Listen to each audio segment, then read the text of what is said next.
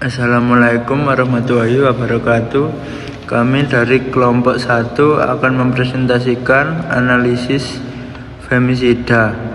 Sebelumnya, perkenalkan, nama saya Pandu Ahmad Arbani, NIM akhir 190. Di sini saya akan menjelaskan pengertian dan konsep femisida. Femisida merupakan pembunuhan terhadap perempuan yang terjadi karena identitas gendernya sebagai perempuan. Femisida tidak dapat dipandang sebagai tindak pembunuhan biasa karena terdapat unsur diskriminasi, dominasi, dan relasi kuasa yang tidak setara antara laki-laki dan perempuan.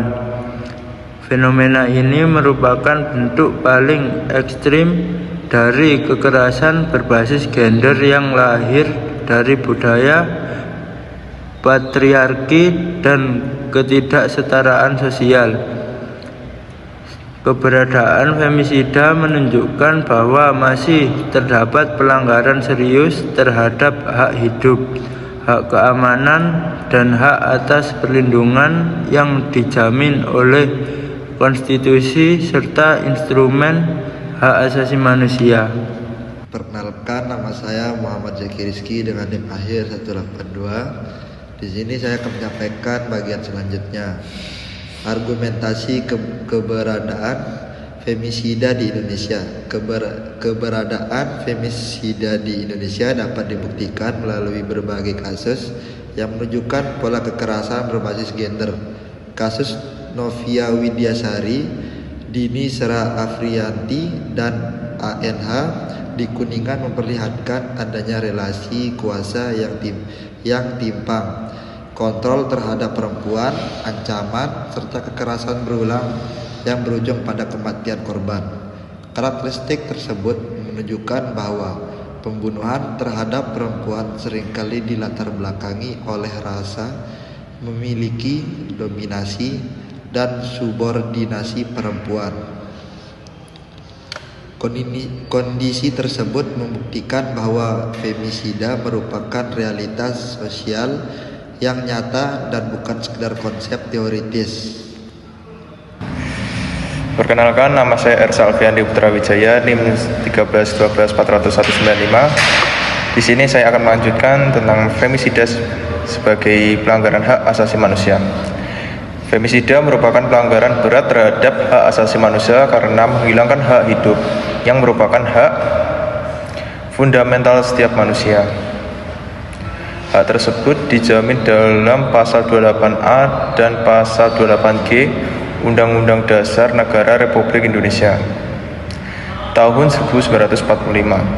Tindakan femisida juga bertentangan dengan prinsip kesetaraan dan non-diskriminasi yang diakui dalam berbagai instrumen internasional, termasuk JEDAW yang telah diratifikasi Indonesia melalui Undang-Undang Nomor 7 Tahun 1984. Perlindungan terhadap perempuan dari segala bentuk kekerasan merupakan kewajiban negara dalam mewujudkan penghormatan terhadap martabat manusia. Saya Harlan Imam Maulana dengan NIM 1312429. 4. Permasalahan hukum dalam penanganan femisida. Sistem hukum Indonesia saat ini belum mengatur femisida sebagai tindak pidana khusus. Penegak hukum masih menggunakan pasal 338 KUHP dan pasal 340 HP mengenai pembunuhan serta penganiayaan yang mengakibatkan kematian. Pendekatan tersebut belum mampu mengakomodasi dimensi gender yang menjadi akar permasalahan. Akibatnya, motif diskriminasi, kontrol, dan dominasi terhadap perempuan seringkali tidak menjadi pertimbangan utama dalam proses penegakan hukum. Kondisi tersebut menyebabkan keadilan substantif bagi korban dan keluarga yang belum sepenuhnya terwujud.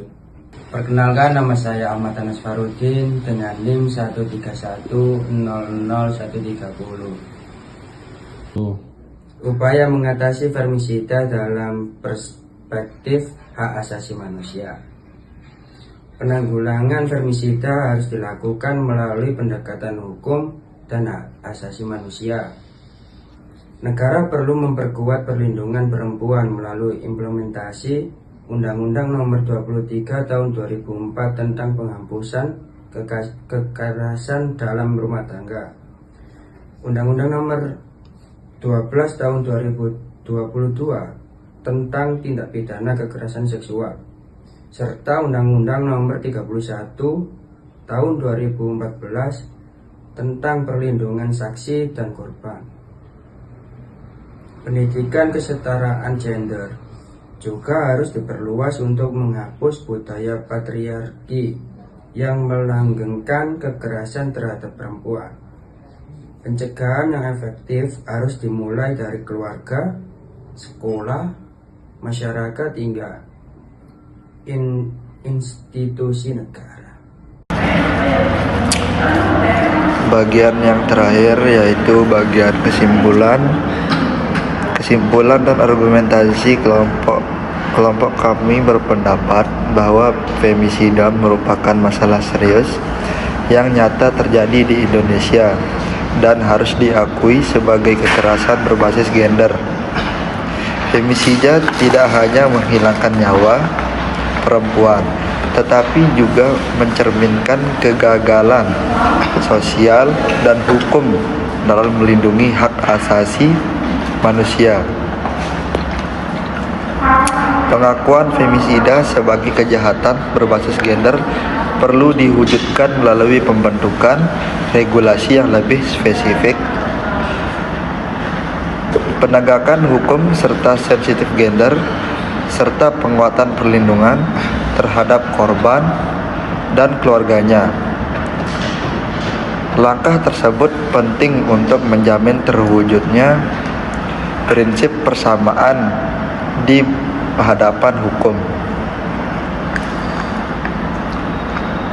penghormatan terhadap martabat manusia, dan perlindungan hak hidup setiap warga negara.